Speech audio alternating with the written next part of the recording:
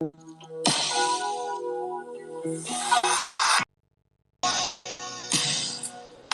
meant to call you when you sorrow.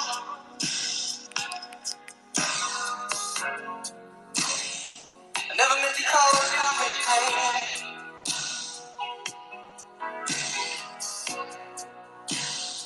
I'm the one who wants to see you laughing. I only want to see you laughing in the purple rain, purple rain,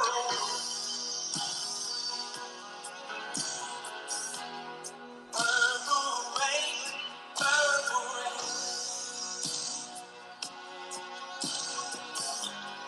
purple rain, purple rain. Get your coffee, everyone. It's early in Pacific time. Yeah, it might be 10:30 back east, but it's 7:30 a.m. in California. We had to start off with some Prince. Wait till we get to the guitar solo. Then we'll really be awake. Lobby 3 is in the house. Crypto Reporter is in the house. 93.eth has arrived. The NFT verse is in the house. Welcome, official Ether. Thanks for hanging out with us. Almost didn't recognize you in that new PFP. And if you guys will help us share this out, this is a small seed from which a great space will grow.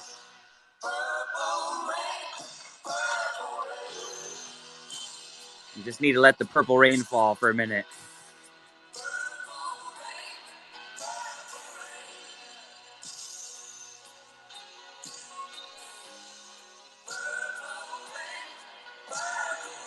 We'll be hanging out with our guest, January Walker. Extraordinary. Had not seen her video roller skating until recently. That was amazing. I'm going to go ahead and pin that immediately.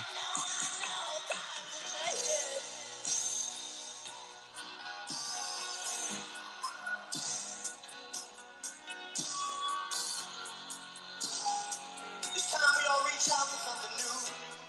That means you too. You say you want to lead up, but you can't seem to make up your mind.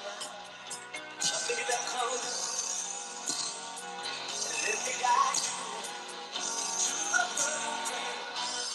purple rain, purple rain. All right, welcome everyone. Welcome Lex. Thanks for being here. We're going to be interviewing January Walker, congressional candidate in Utah. And so it's great to have you here. We're just warming up with some Purple Rain.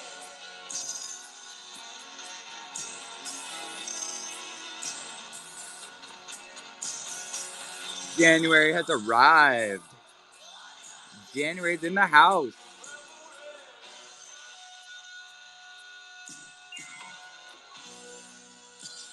I know January's going to love the Purple Rain intro music. I was like, what purple songs? What purple? Oh, of course, Purple Rain. Of course, Purple Rain. It's almost a sin to talk over the guitar solo of Purple Rain, too. Let's just, moment of silence for Prince's guitar's work.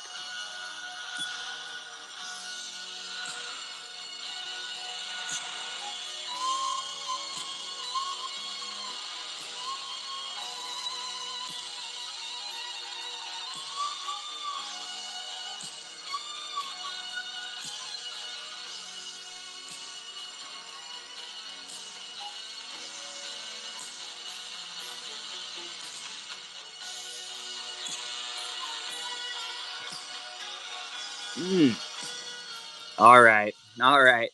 Can't go any longer. It's like a 9-minute song or something, isn't it? Well, good morning and welcome. It's really great to have January Walker here with us, who's running for Congress in Utah. And we're really excited that she is a fan of blockchain voting, Web3. She's funding her campaign with NFTs. So we're having and in addition to all of that, she is incredibly knowledgeable about cybersecurity. So it's a really cool convo that we're going to have today. I want to welcome my co-host, Crypto Reporter. Thank you so much for being with me, Crypto Reporter. You are legendary.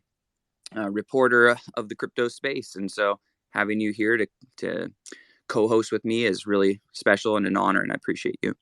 So welcome, everyone. How you all doing? I mean, I personally am doing amazing, but it's always super awesome to come into these spaces and see people that are new, see people that you've been chatting with. So thank you so much for having me. On.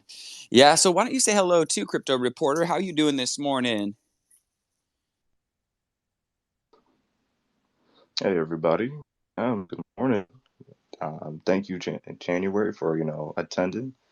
Definitely wanted to have a conversation with you, and I'm glad to be a part of it. Thank you, n0vax, for letting me co-host.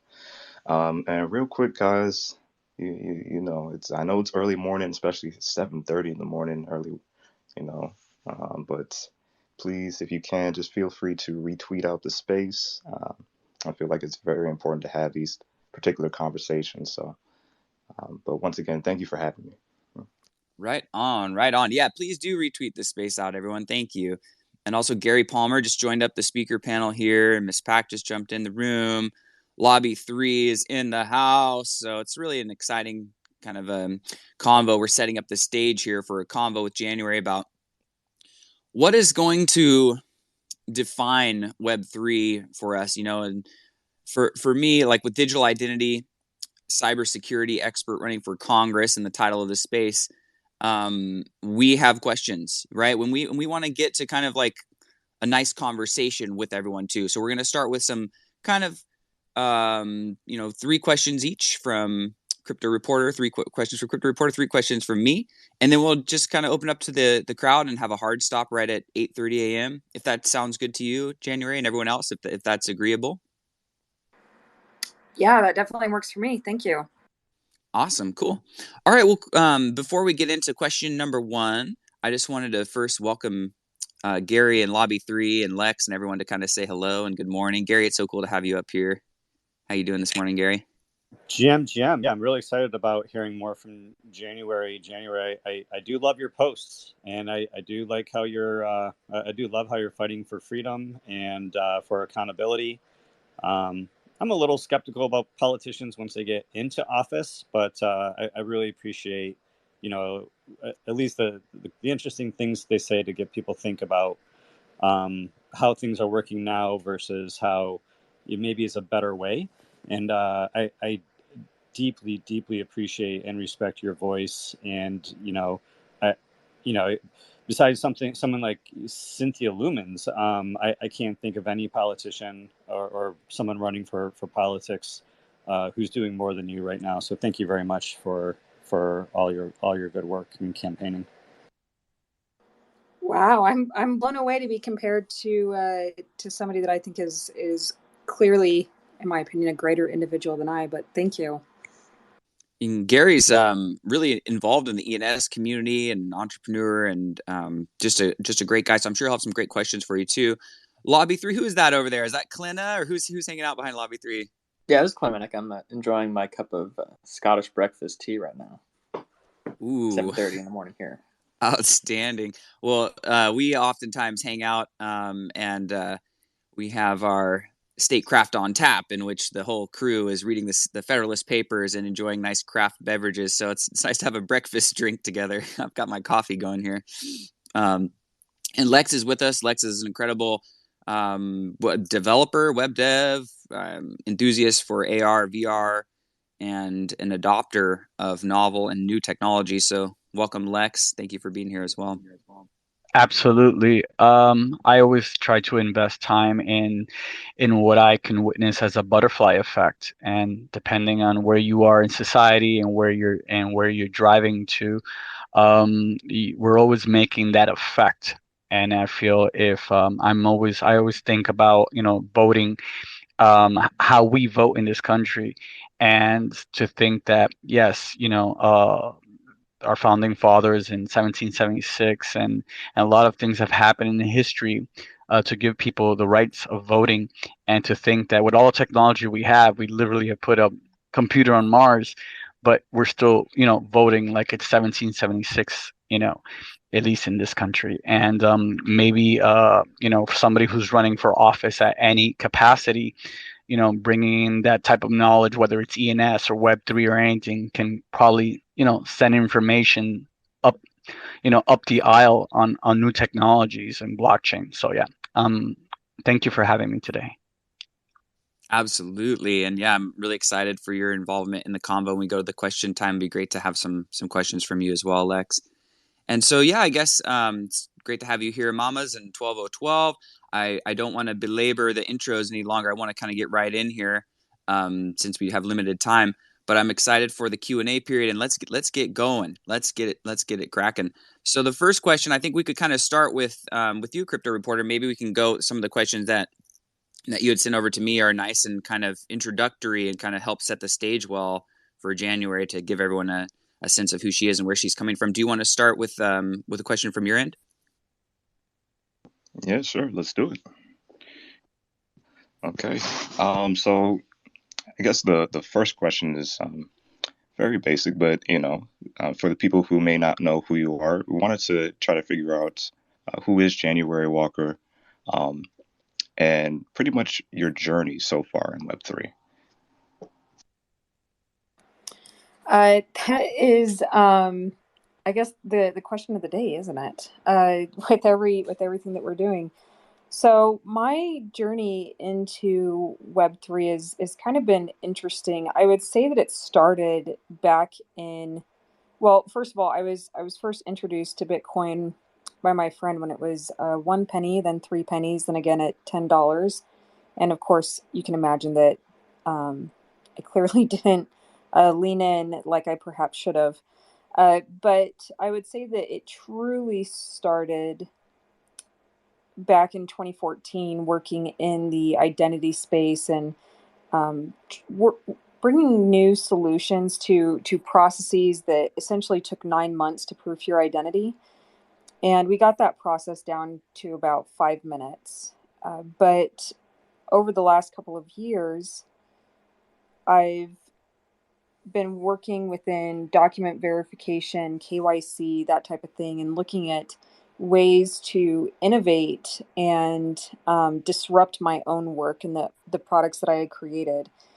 And I started looking at decentralization, identity wallets, specifically self-sovereign identity. And the concept was just brilliant. And this was the main reason that I leaned into this space is because I was seeing a lot of privacy practices that I felt were immoral and questionable to be deploying in businesses.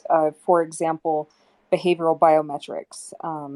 I could not trace my biometric data down to who had it. I hit a dead end. And this is the way that you walk, the way you talk, the way you interact and hold with your phone.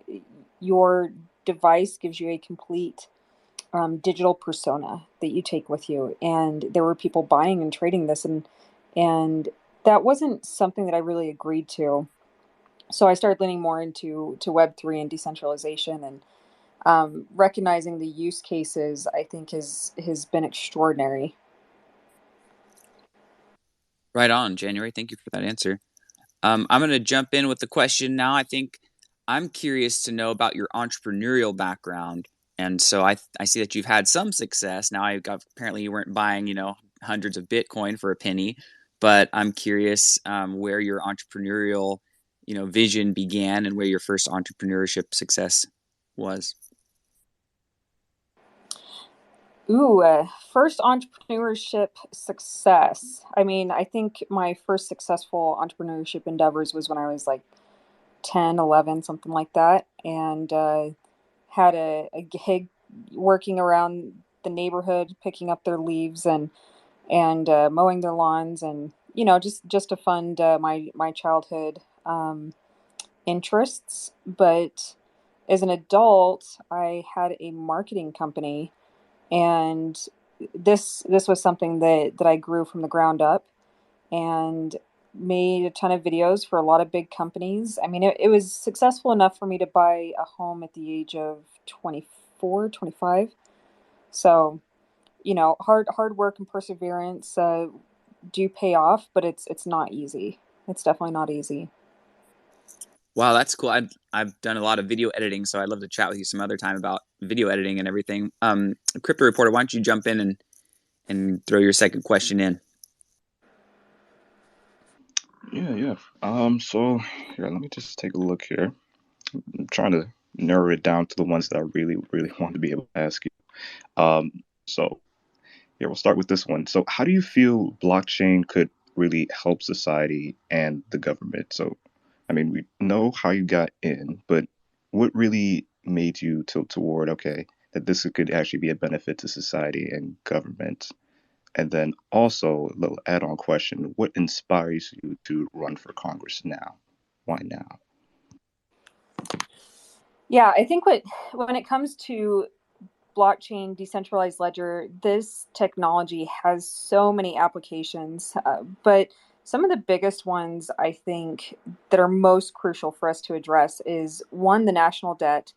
It is completely out of control, and there's no accountability within spending. And then when I come across statements or articles around saying, hey, sorry, we misplaced or misspent or misappropriated $662 billion, it's like, what? so so understanding that we do not today have a means of tracking has been something that I'm definitely aware of. And looking at the technology, it's like we could probably trace these transactions down to the last penny with this technology. And then going through and just researching and doing some proof of concepts, it's like, okay, yeah, this is a viable solution. And some people say, well, just put it on a database. And it's like, we have a database today, and that's what we're using, and it's not working. So that one I think is really important. Circling back to the privacy piece, uh, you have a right to your identity. You have a right to privacy, and we have. I have never experienced true privacy in my lifetime as an American, um, or control over my information. And if you take this concept, you can implement it in healthcare, you can implement it in Veterans Affairs. You can use these solutions to solve fraud and misspending. And the utility and use cases are. Uh, I don't want to like over exaggerate, but some days I feel like they're astronomical. That they're certainly viable solutions that we should be leaning into. And I have a lot of concern around the aversion to technology portion of this. And then in terms of Congress, what inspires me to run today, it really comes down to nobody else is stepping up. Um, I I don't really tell people this a lot, but um, before I kind of, sealed the deal and agreed to be a candidate, there were a lot of conversations around, the office that we would run for. And I even asked our party chair, this is with United Utah Party. It's an independent party. And I asked her, I was like, do you have anyone else that you can run kind of, looking to see if there was any opportunity for somebody else to take on this very heavy, very difficult task. And she described to me this person. I won't go into the details, but I just told her no. I'm like, this isn't our future. This is more of the same, and we truly need like outstanding leaders and people that step up and champion the people and think outside the box and produce innovation and build a future for the next 20 years. So not just 20 years, but 20 years and beyond. And that is why I'm running for Congress, is because the people need a champion. Right on. I think about the Forward Party. I think about Lobby 3 in the House with us, and kind of the foundation of my involvement with Lobby 3 at the Mint was really an understanding about what was happening, representing the interests of Web3 to our politicians, but also creating a pipeline by which the political world could become aware of Web3 and could respond to it, and in a way that was something different than just, oh, Bitcoin is good or bad in this binary, but actually becoming aware of the nuances. And so we had recently with Lobby 3 been talking about this ZK rollup for zero knowledge proof of residency.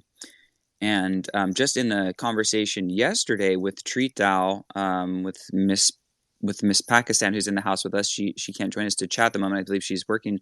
But we had this conversation about possibly forking that technology to develop a proof of maturity, like a proof of 18 over, a proof of 18 plus, zero knowledge proof of eligibility, what you might call, to keep gated content safe from for our children, but then also to ensure that those people who are producing content that is for 18 and above, or for gated by any age, can have certainty that their content is being safely distributed to the right audience. So I just think that's just yet another possible use case, and I just wanted to get kind of your read and response on some of the many use cases that we might see with digital identity, and how you can see that serving the improvement of our internet experience.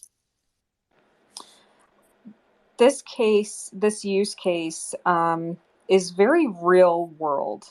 So I'm assuming everybody here is technical, but if you aren't, the ability to navigate to an adult website, and right now I think that they have like a button or something that you click that says I'm above the age of 18. But there's really no way to verify and validate that an individual that's just navigating to a site is above the age of 18, or if you go to a website that sells, I think like alcohol would be one, or I think marijuana is the same. But when you navigate to these websites, there's no way to prove like, yes, I'm over the age of 18. And so you do have children being exposed to materials that probably aren't age appropriate at the time. And with this, it does in fact help, uh, you know, protect minds from items which they really shouldn't have access to. And so you can essentially prove that you are over a certain age, and not just have it click a button and collect information on you, and who actually knows if you're age ready or not. And this is good not only for like the people, but this is good for the businesses as well, because the businesses, they're doing their due diligence. A lot of times I would say these people do support the law, right? They want to be law abiding citizens, and they also want, like, consider this: a lot of adult performers do not feel comfortable with their material being accessed by children, right? That was never supposed to be the people that had access to that material. And so you build confidence within these groups as well. So I think that this is a win-win-win on all three sides. Right on. Thank you. Crypto Reporter, do you want to get a final question in, and then we'll kind of start opening up to the audience for some questions. And then before we do that, if I could just invite everyone to retweet the room and share it out, please. It's nice to see some people piling in. Thank you for being here. My great friend Rico, bye Rico, available for dev work down here, is an amazing dev. And Shabbat has joined us, and some friends, just keep piling in. ENS Sublet is in the house. So we just thank you guys for being here, and we're about to start opening up for questions for January Walker. And so feel free to request on up. But yeah, do you want to go ahead and get your last question in, Crypto Reporter? Yeah, I had a list, but I'm going to try to keep it brief. So, all right, so we'll end with this one. So, if the entire world could hear you deliver a message, and what would you say? And I guess one to anybody in this community right now, but when you're on that big platform, on that big stage, what would you say to the people?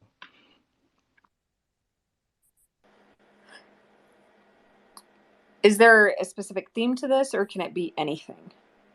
Oh no, anything. Be my guest.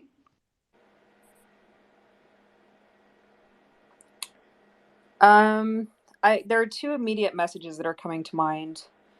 The first one is probably going to be, and this is kind of a toss up for me. I'm trying to decide which one is more important. The first one would probably be, you as you are today already has the capability to do whatever it is that you want to do. So frequently we get pushed down and told you're not capable, that you're not good enough, that you don't deserve that pay raise or that job or whatever it is. But that's simply not true. You have the skill set today to accomplish really great things. So go ahead and do it. It's just perseverance, and if you fight for your passion, you'll get there and you'll succeed. The second thing that comes to mind is, we're all human, and we have got to stop fighting against each other. This is our world. These are our societies, and we have got to collaborate. And if you feel animosity towards somebody, a lot of times you can transcend that animosity just through having conversations and building a shared understanding.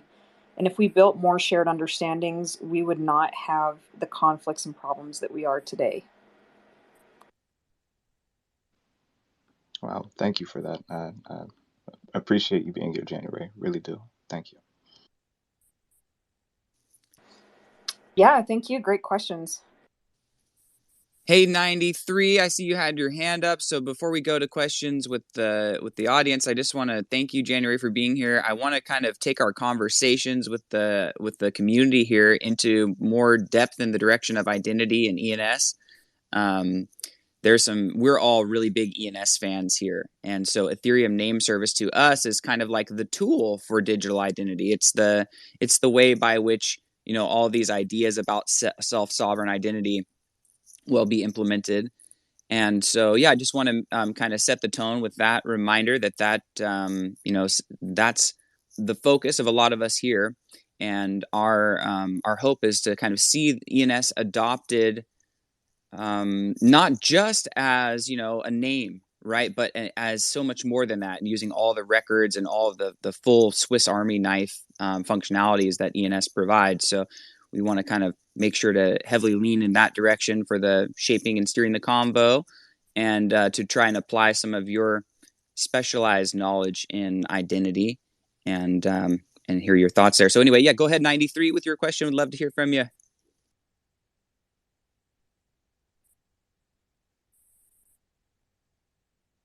'93, the floor is yours, man.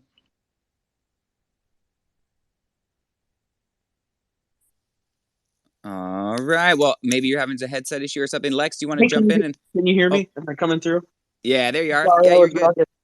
Hey, GM n0vax, and January, such a great experience, that last space that I saw you in. It was such a surreal experience. Let me start with that. Glad to see you both.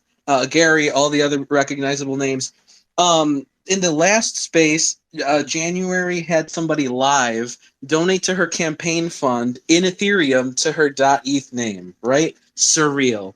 Absolutely next generation of politics, of grassroots engagement in the community, right? And just the mere fact that her campaign fund has an Ethereum name, this is exactly the direction we're heading in at scale, right? I wanted to come in and chime in with a little visual that I see, a parallel that I see. Politicians back in the day, they used to go to the local ice cream parlor, right, and have an ice cream, and there'd be photo ops, and that was kind of them showing, hey, I'm with the people, I'm one of the people, right?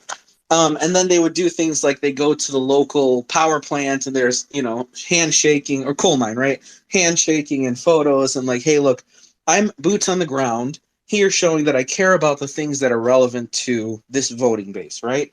Web3, blockchains, cryptocurrency related to the economy, related to technology and identity, they are on the forefront of everyone's minds, because we can see that traditional systems are starting to break down. January is part of a generation of politicians that sees that this is that next step in connecting with a user base, in showing, being current, in showing being knowledgeable on the ball when it comes to things that matter to people. And it is just, I just want to tell you, it is such a breath of fresh air to see somebody that is going into a position, or at least, fighting for a position, that actually knows what they're talking about, that actually sees the relevance of, what's going to be running the show for the next few decades. And I just want to thank you for taking your cybersecurity experience and taking your knowledge and your driving force and kind of blending these two worlds together. So I appreciate you, January. Thank you so much. I'm curious, what was that other space that you're referring to? It was like a couple days ago. It was where you were gifted an ENS Maxi. Oh yes, that Maxi was awesome. That's my first one, so thank you. Hey, Adam. Absolutely.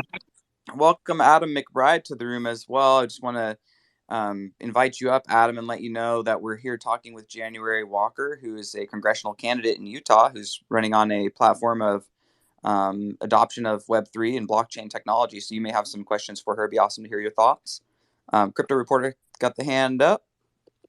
No, I just want to say, January, that is amazing because I remember trying to, get you involved in the ENS community. And I think one of my first questions to you was, are you going to ever use UtahPolitician.eth? So I think it's awesome because I feel like that may be history right there, right? I think that we're going to look back on that and really realize that, oh, wow, you're able to donate to a campaign via directly at ENS domain. So that is bravo to that. That is amazing.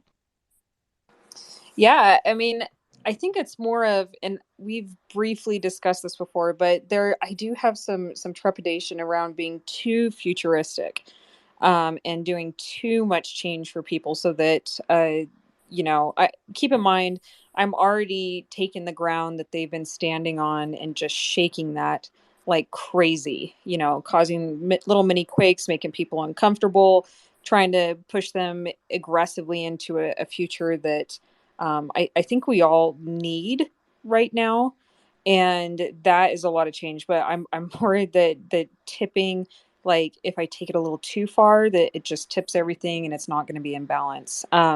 So yeah, I mean, if people want to donate to UtahPolitician.eth, they're more than welcome to. But going through and running like a huge public advertisement around it, I'm just like, let me think here. Hey, Adam, thanks for joining us up here. Be awesome to get your thoughts, man. Hey, how you doing? Sorry I jumped in late. I appreciate the invite up.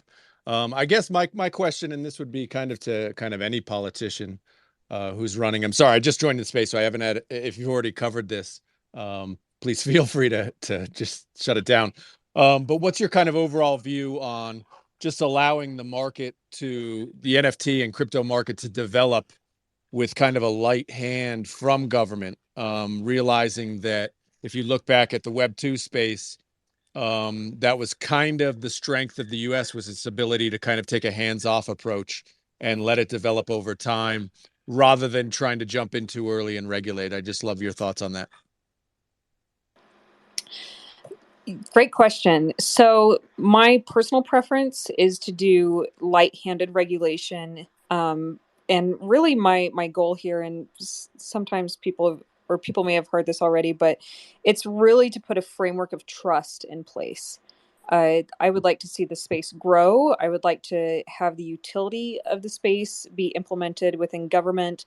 But doing any of that is very, very difficult when we have allowed bad actors to run as rampant as they have. And they're really hurting us. And we talk about self-regulation all the time, but the reality is the people that lead these projects are not self-regulating them. And we have got to step in on at least the level of protecting the people, in such a way that fosters innovation and allows the space to grow. So eliminate the bad actors, which is reasonable, and then allow innovation. How would you eliminate bad actors in a blockchain based economy where it's peer-to-peer trading, peer-to-peer exchange? What would be the way you would think about doing that? Yeah, I think it's important to recognize that we have information on who these bad actors are. Like, we don't personally, but the people that have these chains most certainly do. And as soon as you have some of these items or these people reported, then we need to hold them accountable. And, whether that's through flags or something else, but it does come down to bringing more transparency, and the fact that there is fraud, that to me looks less like transparency, and more just like allowing covert operations to happen. I mean, when I hear that, and I hate to push back too much, but when I hear that from a government official, I say, well, look, we know who bad actors were, who rug pulled projects that were, 50, $70 million rug pulls, and we don't see those people getting prosecuted or anything happening to them. But they should. That's what Well, I'm I, saying. I agree, but what we tend to see is we see cherry picking of like minor infractions, which kind of made the news. For example, I'll just give you the guy who was doing like insider trading on OpenSea, and we Yeah. all agree that that's wrong. But the reality is, the guy made like $20,000. I mean, it's like, come on. And when we have wide open cases that are obvious to everybody on the planet, where tens or decamillions of dollars were rug pulled from people, and we see zero action on those. Yeah, I definitely don't disagree with you there. I have pretty much zero tolerance for bad behavior on any level, and I am not a fan of the cherry picking that you are referencing here. I think that people shouldn't be afraid to go after the big whales, just like they shouldn't be afraid to go after the little people that are picking off things here and there. But that's the true efficiency of the space. Is there are ways that you can essentially label these people or make them so that they have these flags or awareness around their accounts, so that people, um, like, when the government can't get to it fast enough, right? I think that that's a reasonable statement. You can at least inform people, and you can essentially hold these groups accountable to say, anytime you see bad behavior, you flag this and you flag these people so that other people don't fall prey to them. Right on. Thank you guys for taking it in that direction, Adam. I appreciate you, Adam, and I really do want to welcome. January is a spitfire. She can handle your tough questions too, and just don't fear about pushback and stuff like that. Like, we've gotten into it out here. It's morning right now, so the tone's a little like sleepy for me, but like we get down. Don't worry. Hey, I'm just, and I don't want to, push back too much, because I've been into stock space and various different spaces, and in government itself, and I realize that government is a late actor. At best, it doesn't stop anything; it enforces after the fact.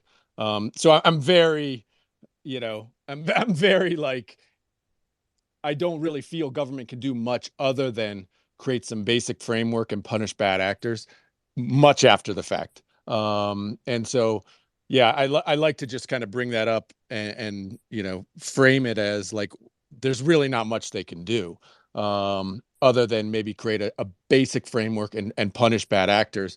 I would just encourage, if we're talking about punishing bad actors, let's go for the big obvious ones, rather than trying to scare every single person who's trading NFTs that these are somehow going to be deemed as securities, because this is like the stuff that as an NFT collector I see, which is like the government's kind of putting out this like vague generalization that, oh well, anybody who's trading NFTs or creating an NFT project may be at risk.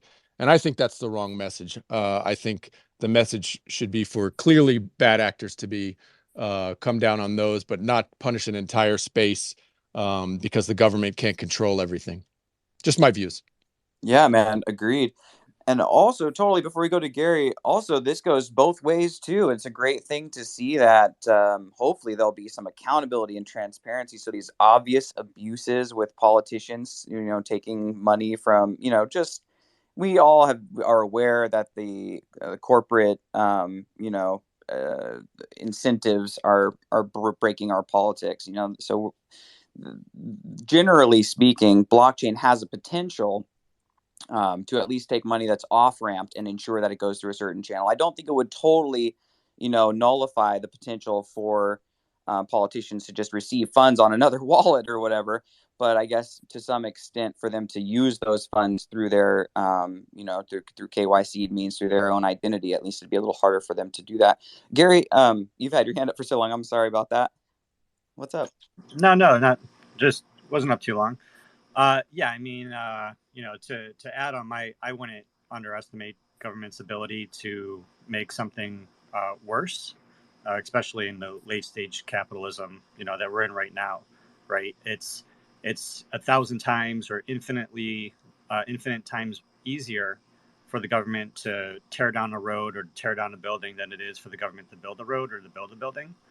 And things can definitely always get worse. And I'm sorry if some people don't know that or want to think about that, because we are really, really early in the space. I remember, sometime between 2008 and 2012, I remember watching some government hearings on Skype, which is Microsoft's sort of precursor to whatever they have now, Teams. Skype, we use Skype, right?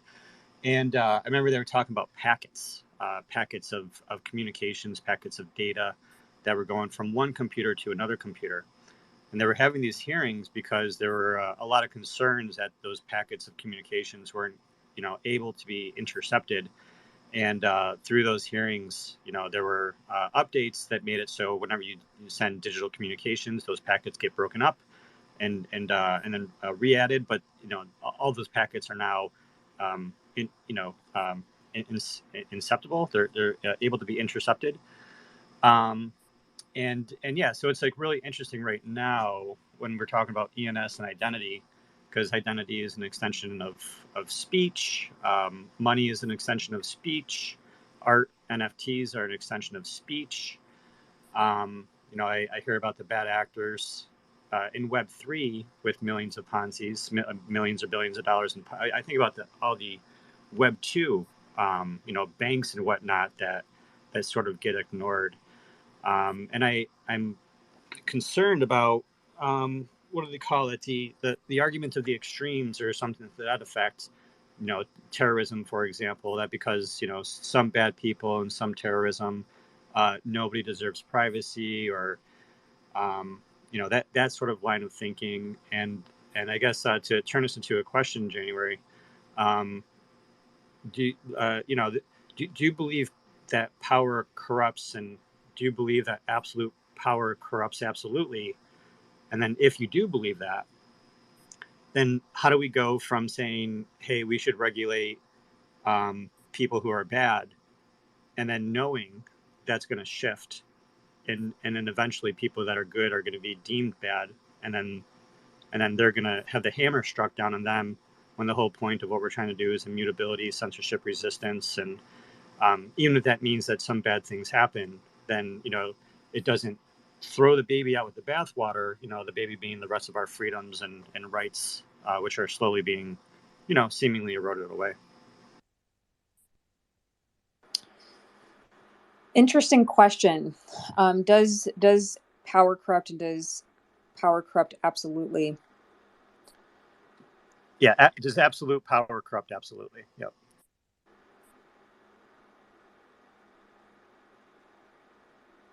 So my pause here, pardon me, is really driven by a lot of internal reflection in this moment. So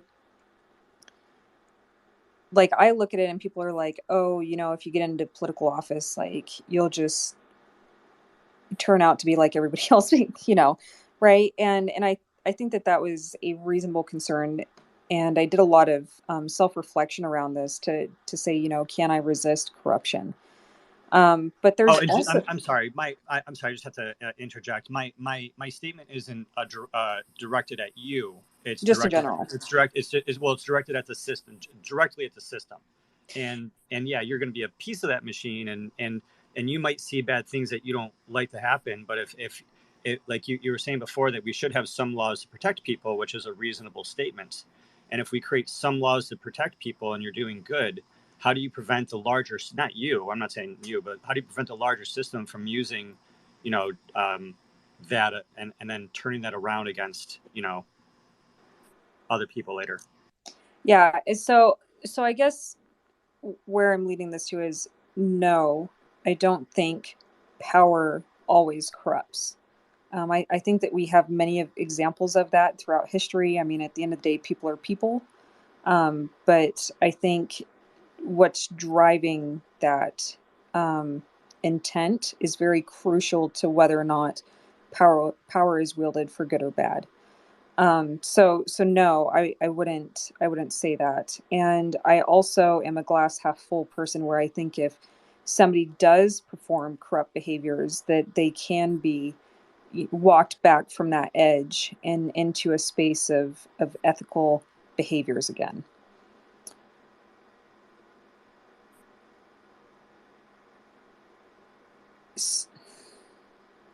Yeah, I'm gonna go with that one. I think that there's still a lot of hope. Mamas has the hand up for a moment there. Mamas, you want to jump in? Hi, yeah, thanks. Thanks for hosting this today. And January, I think we crossed paths maybe last week in one of the Web3 Women sessions. But I'm pretty new to like crypto and all this, and just kind of learned about ENS recently, and like it's just fascinating, like what your point about blockchain is a perfect ledger kind of thing for the government. Like I didn't know that like so much money was lost, or just like no one can track it. So that's pretty enlightening. I'm just curious, how do you, like, if elected, like how do you think like like the rest of, say, Congress would like react to like using blockchain as a tool? Like, are there already elected officials who you think are open to that? It's like obviously every journey begins with a single step, and like maybe you're the first person to kind of like bring this to the table. But I'm just curious, like, what your thoughts are on like the path forward, and like how receptive you think other officials will be to using this tool. Yeah, I do think that other officials will be open to using this tool. The reason is because there's value on all aspects and all fronts. So say you're talking to, somebody that leans conservative, right? They would certainly be interested in the financial responsibility aspect of it and the ability to eliminate that wasteful spending and fraud, and help get the national debt under control. Me personally, I like to say eliminate, but we can go for control. And then, if you're talking with somebody that leans more liberal or even progressive, you can really start to speak to, hey, you've been told for a long time that there isn't money available, and this will help us identify money, for small initiatives that they're looking for. And a lot of the things that they're proposing aren't unreasonable. Some of them are, right? I'll give you that. But there are things that aren't unreasonable that we should be exploring, or at least having a conversation around. And so by going through and having these conversations, and keep in mind, this is crucial. A lot of times when we're talking about the budget or adjusting money going from one area to another, it's typically like 1% of the budget. And the fact that we're fighting about 1% is just outrageous to me. But I think that through conversation and explanation of benefits, we can certainly build bipartisan support across the aisle for initiatives like these. Hey, Bishara is in the room, and I wanted to invite you, Bishara, to add a question or a comment. Not really. I'm just currently enjoying the conversation, and all the good topics that have been thrown so far. I love it. Right on, my Well, guy. I'll go Great in. to see. My name is Jimmy, long-time listener, first-time speaker in this space. All right. And I got to do we get to thank do the whole n0vax. otter thing today? Bud, we have only a limited amount of time left. I mean, I think that the host. I don't know. I don't know the circumstance here. I think we should definitely have conversations around otters. I'm all for conversations around otters. But Thank. I think that we should have like an otter space where we can talk about otters. I totally agreed. You know what? This is why you are qualified to lead. Lex, you got the hand up. Hey, how's it going? Hello, January. Thank you for joining our community this morning. Um, I feel like you have a lot in common with a lot of us, and I feel what you're doing is on a bigger stage. And you've kind of touched on something on, if anyone heard, was that you're shaking up kind of the platform, the stage of what this traditional kind of politics, or how does one go about politics. And I have identified myself as tech mentor for the last 25 years, onboarding, whether it's chef, podiatrists, or gardeners, or what have you, onto the internet through Web 1, through Web 3. In the last 5 years, I've taken those same people in society and onboarding them to Web 3, blockchain, and so on. And I've had a lot of pushback, and from the people who had pushback 5, 6 years ago, some of these are actually now, kind of pushing their own, narrative within crypto, to their own, to their own policies. And I wonder, with so much stuff that's happening in society, how much pushback do you have within your own capacity, within your own professional, career, where some may say, wow, this is the future. And some may say, no, no, no, this, we can't have this. We can't break these traditional ties. And I want to give you some context before you answer. Just this morning, I saw a something that's going viral with Jerome Powell, where the actual, I think the video big block message says economic collapse 2023. But what Jerome Powell is actually suggesting is that the federal government is aiming for 2023 to kind of implement more stable coins within society and within the Fed, especially with government contracts, and where they're going to be able to really kind of strategize and see exactly where the money's going and how to kind of control it and who gets it, which I think it's a step in the right direction. And if you know anything about that, that's great. But at the same time, one of my favorite shows, is called Billions. I'm not sure if you're familiar with this. And I think it was in season 5 in Billions, Paul Giamatti, Chuck Rhodes, kind of is trying to, somebody steps to him and introduces him with an actual algorithm that allows for blockchain voting. And they were going to start with, I think, Native Americans. And and the top brass was like, oh, no, no, no, no, we can't even go there. Do you realize what you would do, if this type of voting should happen? So I know I kind of threw a lot of in there, but I kind of want to get your, your opinion on how much pushback you've had on this kind of forward thinking technology that you're bringing forward within your capacity. Yeah, I think it really depends on how the information is presented. So in both, personal, business, politics, uh, I would say that, like, I don't want people to think that this is just easy, right? I have failures every day, that are, I guess, on this path to adoption, right? Because you have to build trust and information and a use case, and to really clarify what it is that you're trying to do and accomplish, and what that looks like, and what the architecture around those systems look like. So if I am not building the use case around what it is that we're trying to accomplish, it gets incredibly more difficult. Um, and keep in mind, I specifically work in the identity space, so I certainly can appreciate how tough it is. And we've had many, many setbacks around this, and for every step forward, you kind of have that 2 steps back at the moment. But even within, politics, I look at this, and I think of the moment in which I told my party chair that I wanted to run a billboard that said blockchain voting on it. Actually, I just sent it over to her, and she's like, absolutely not. She's like, this space is, she's like, we're not using party funds on this if you want to use funds on it. But there is resistance, and it's because people don't understand, and they look at it and they just hear crypto scams, blah, blah, blah. Right. So, um, like, that's really up to us to stop having that toxic space. When you hear toxicity, you have to, say, hey, there's a better path. We really need to work together. Let's stop talking down to people and make this safe, and talk about the utility more, not just the money financial aspect of it. And once we have that through, it'll be a lot easier.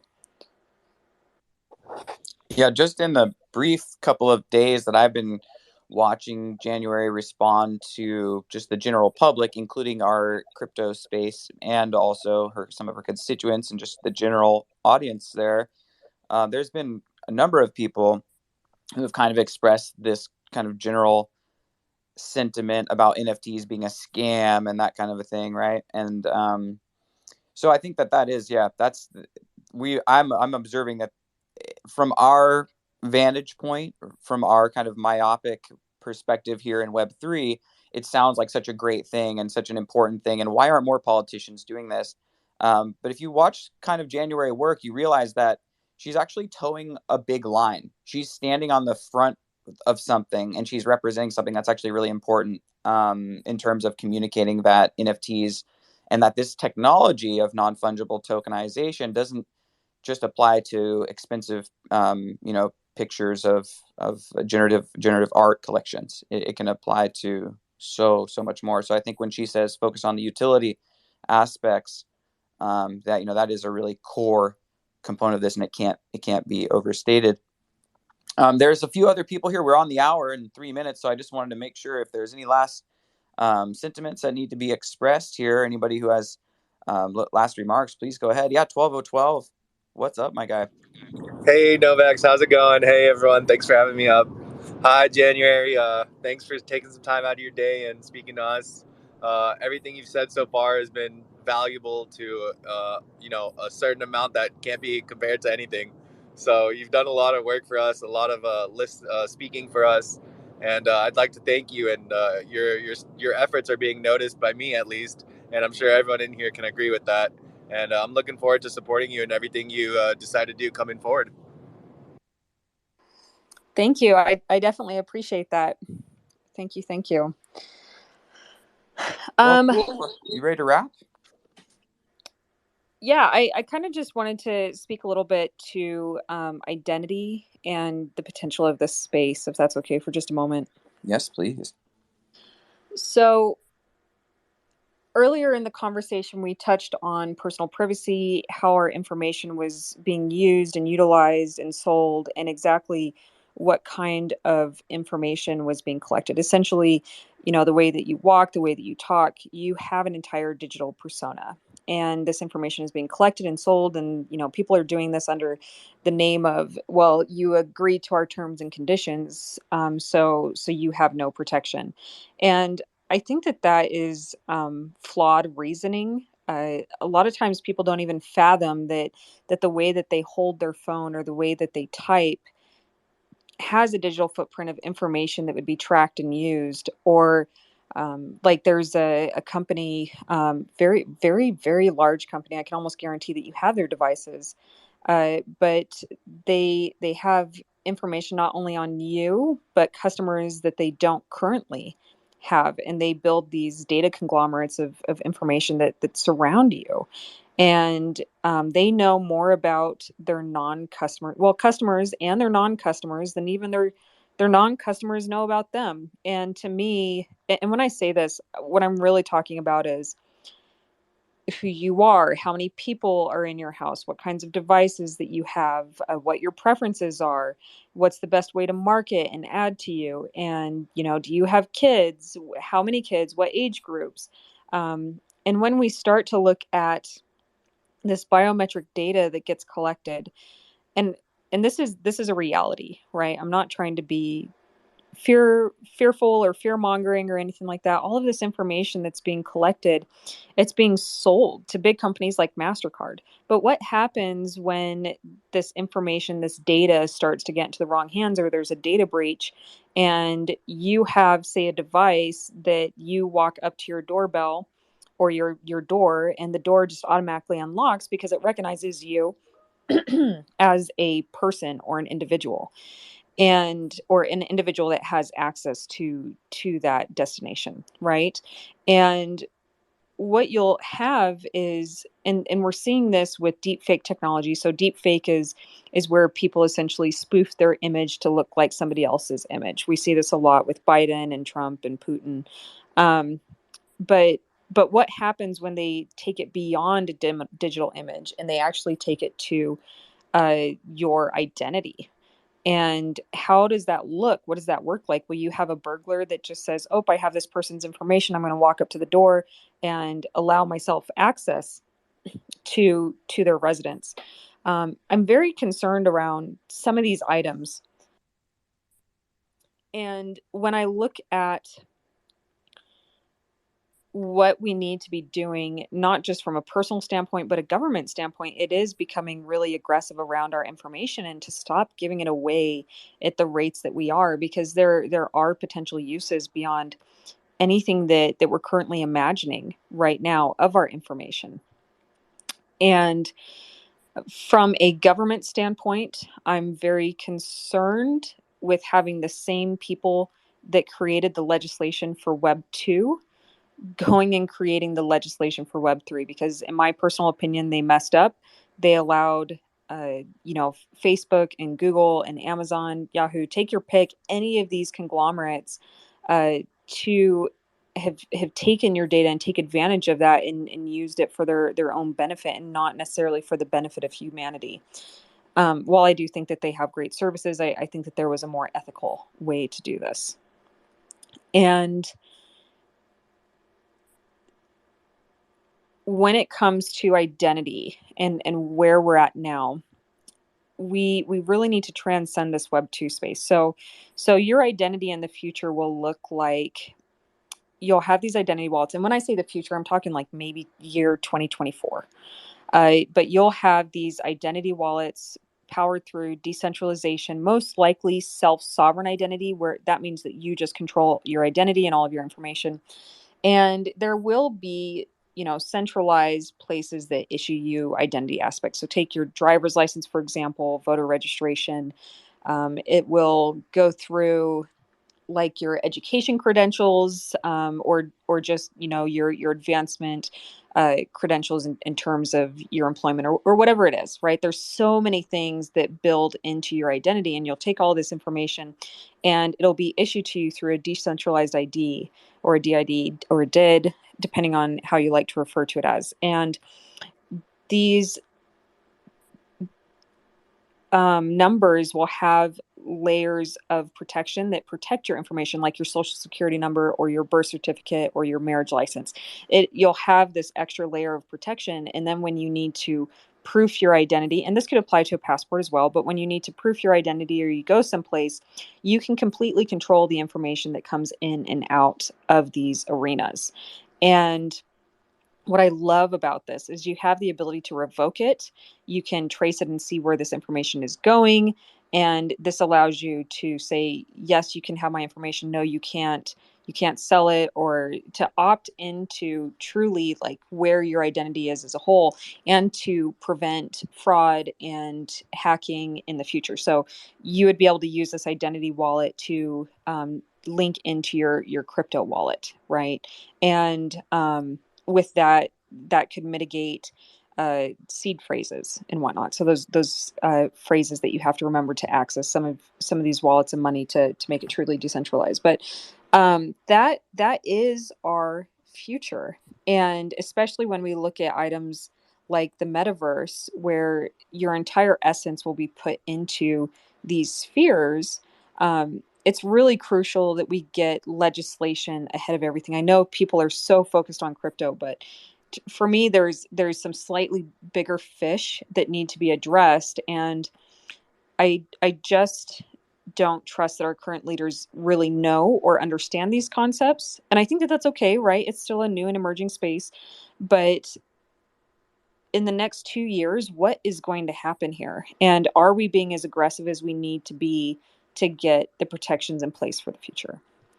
And that's not even touching all the cool things you can do with identity and government in terms of immigration and voting, as well as receiving your benefits for, Veterans Affairs or Medicare or whatever it is. So there's a lot of utility here, but we need to establish protection, and make a path for going forward. So thanks for letting me share that information. I know I went a little long.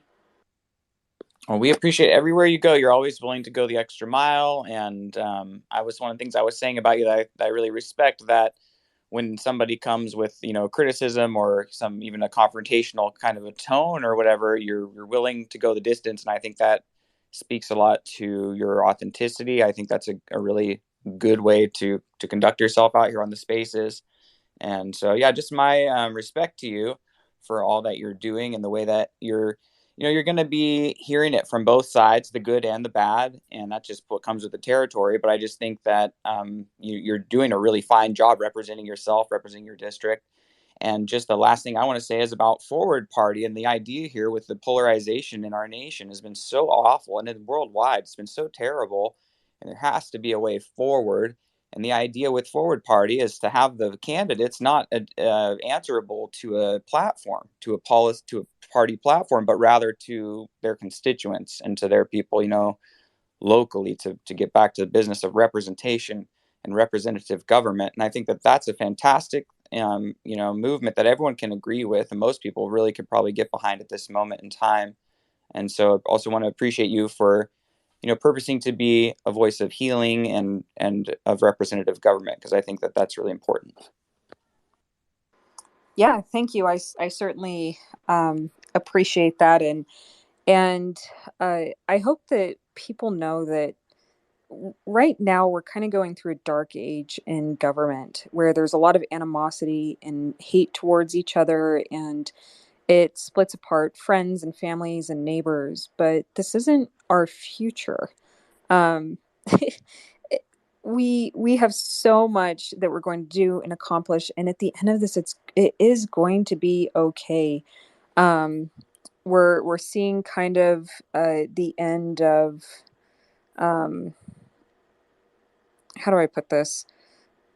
Kind of like the end of a power dynasty that's kind of been built up, and you're just watching the finale play out around, in my personal opinion, what I'm referring to is these political parties with individuals that have been in power for like 50 years. And some of them are in their late 80s. We have somebody turning 89, and within the next few years you're probably going to see 70% of Congress overturned. And and a lot of this fighting that we have, it just isn't going to be our future, because you're going to have new leaders that step up and say, no, we actually need to take care of the people, and we need to have a people-centric government, and we need to eliminate the corruption that we have seen. And I have a lot of hope for us, and I'm trying my best to lead the forefront of that and say, hey, as these new leaders step up, here's the path that we should be walking, and it should revolve around the people and being anti-corruption and transparency and cohesion, and building a world for the people, not just for certain groups. Hey, Crypto Reporter, I think you may want to get a last comment in here. I feel bad you haven't chimed in for a bit here, and I really wanted to make sure that you got a chance to get all of your comments, and maybe we should set up for a thing with you in January separately, maybe next week or something like that. And so I just want to invite you to give some closing remarks for us. Well, thank you. I appreciate you. Just wanted to let everybody know that we are also going to be, or at least I am going to be hopping into another space, the ENS update show. We do the show from every Monday through Friday, and it's actually honestly how we got started over here. So honestly, thank you, January, for taking the time today to be able to speak with us. I know that we got you. You're an ENS Maxi now, so that's wonderful to see. So. But thank you for your time. Yeah, the Maxis community just popped up overnight. It's unknown who the actual creator is. Even the Maxis don't know. So we can't say much about it. It's just kind of one of those things in the community that's just recently sparked up. So it's a great mystery to us. I just want to invite everyone to have a wonderful day, wonderful week, starting off strong over here on Monday morning, kicking it off, talking about the serious matters. And so I'm going to play us out with some Deep Purple by Hush. And, feel free to take your time leaving the room. Thank you for all of your questions and comments, everyone who is here with us today. And please follow the speaker panel and each other and come back often. We do these spaces on my page quite often, starting to be a regular weekly thing. Thanks, Adam, for being here. Thank you, Bashara, for coming in, hanging out. Thank you, Lex, 12012, Mamas. Appreciate you, Crypto Reporter, January Walker. You're amazing.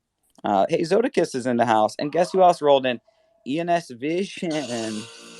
Yes. Well, it's been a fun space, my friends. Thank you. Thank you. Let's rock.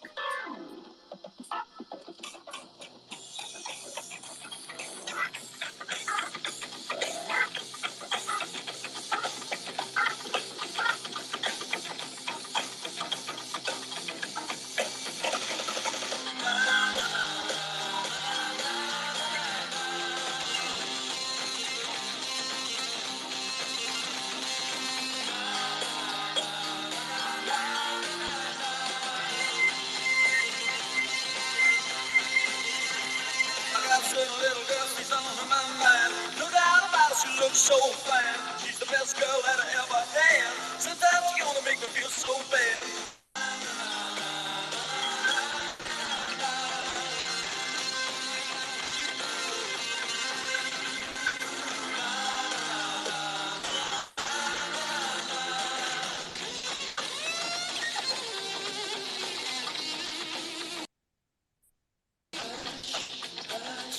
Thought I heard it call.